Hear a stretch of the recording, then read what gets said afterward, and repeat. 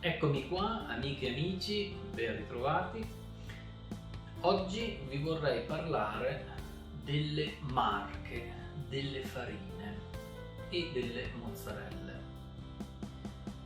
Allora, partiamo dal fatto che farina e mozzarella, delle pizze ovviamente che hanno la mozzarella, sono una componente molto importante per il risultato finale. Il problema è quali farine, quali mozzarelle, nella miriade di tipi che ci sono in commercio. Molti appassionati, anche ovviamente professionisti del mestiere, tengono nascoste, segrete queste farine e soprattutto i mix che fanno. Perché questo? Perché il loro risultato finale dipende da mesi, a volte anni, di prove su prove per ottenere la migliore combinazione di ingredienti e quindi il risultato finale. Noi qui invece proviamo a dare dei suggerimenti. Faccio una piccola premessa però. La pizza è la vostra pizza. I gusti sono i vostri gusti.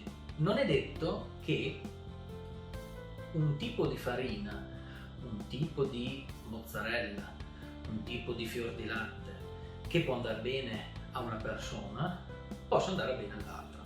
Quindi non c'è in assoluto la miglior farina, la miglior mozzarella, il miglior fior di latte, ok?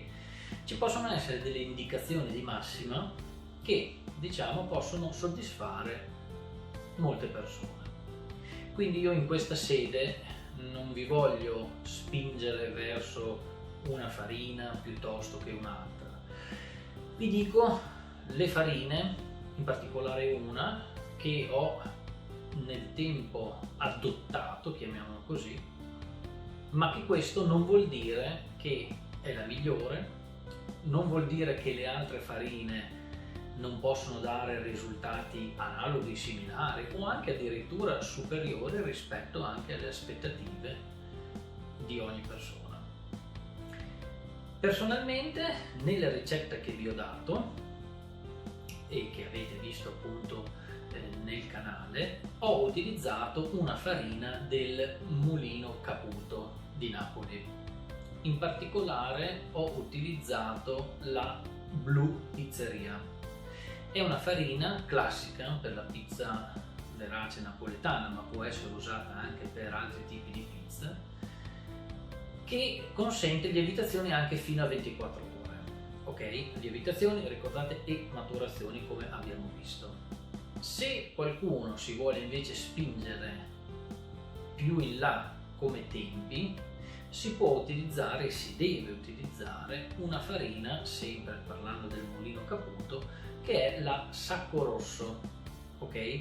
Perché si deve diciamo utilizzare questa farina rispetto alla Blu Pizzeria che dicevo? Perché questa farina, la Sacco Rosso, ha una forza, quindi indicata con W, intorno al 300-320, mentre invece la Blu Pizzeria è intorno al 260-270. Questo, come dicevo, consente alla Blu Pizzeria di fare lievitazioni barra maturazioni circa fino a 24 ore, la Sacco Rosso ci si può portare e spingere anche a 48 ore. Poi ho utilizzato una percentuale di farina integrale, si può prendere anche biologica. Io ho utilizzato una farina del Molino Casoni che è dalle mie parti, in provincia di Modena, che fa ottime farine. Però, ripeto, ce ne sono tante altre. Tanto per darvi un altro nome di una farina molto utilizzata che ha anche da buoni risultati, è la farina del Molino Quaglia, in particolare la Petra 5063. È una farina che consente, come dicevo, lievitazioni e maturazioni delle 24 ore. Se vogliamo spingersi a 48 ore, ci dobbiamo spostare alla Petra 5037. Questi tipi di farine, come dicevo, sono farine classiche per la pizza. Voi in commercio ne troverete tantissime altre, in tutta Italia, poi figuratevi in tutta Europa e tutto il mondo ci sono tantissimi mulini altrettanto validi che consentono di avere una pizza veramente buona, ok? Per quanto riguarda invece il discorso delle mozzarelle, anche lì diciamo la scelta è veramente ampia, ok? Come vi dicevo nei video precedenti, per quanto riguarda il discorso degli ingredienti, citavo il discorso del fior di latte, mozzarella di bufala oppure mozzarella in panetti. Allora, io ho provato diversi tipi di mozzarella di bufala, mozzarelle normali, panetti. Per esempio i panetti ho utilizzato nel video che avete visto un panetto della Galbani, la Santa Lucia, che è una mozzarella fatta apposta per pizza, ma ho utilizzato anche per dire la Granarolo, ecco, per dare due nomi. Non necessariamente, ripeto, sono le migliori, sono diciamo mozzarelle che ho provato, che mi danno un buon gusto e quindi le ho utilizzate. Spendo ancora due parole sul discorso della mozzarella, che è molto importante. La mozzarella, come dicevo, deve arrivare sulla pizza a temperatura ambiente. Se non è il panetto ma è fior di latte per esempio o mozzarella di bufala, deve essere scolata 4, 5, 6 ore prima, in modo da fare separare l'acqua che hanno al loro interno rispetto alla propria mozzarella. Questo è molto molto importante, altrimenti tutta la pizza verrà inondata di quest'acqua e quindi il risultato non sarà certo ottimale.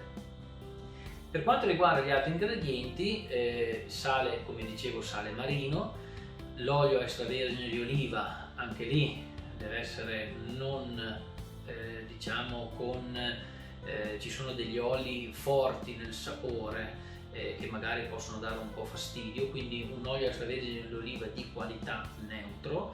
Il lievito di birra nella ricetta che vi ho dato è un lievito di birra fresco, i panetti di solito sono da 25 grammi o da mezzo chilo, ma come vi ricordavo l'utilizzo della quantità di lievito è veramente bassa, e l'acqua è acqua naturale, quindi non gasata né leggermente frizzante, in modo da e a temperatura, ecco questo è importante, intorno ai 10-15 gradi, specialmente in estate. Questo è, diciamo, sono i consigli che io vi posso dare per quanto riguarda gli ingredienti. Però ripeto, l'arte della pizza è bella perché è una continua sperimentazione, è una continua ricerca del migliorarsi, di un gusto particolare, del vostro gusto, e come vi dicevo diventa una cosa bellissima e di orgoglio poter presentare la vostra pizza ai vostri amici, ai vostri familiari, ai vostri parenti, e poi la curiosità è quella di sentire i feedback, che cosa ne pensano, e non scoraggiatevi se all'inizio, se sono onesti, perché devono essere onesti, vi dicono magari ma forse un po' troppo salata, ma forse un po' troppo... Voi fate tesoro soprattutto delle critiche, perché queste vi aiuteranno sicuramente a migliorare il vostro impasto, ok? Bene, buone pizze a tutti e buoni esperimenti!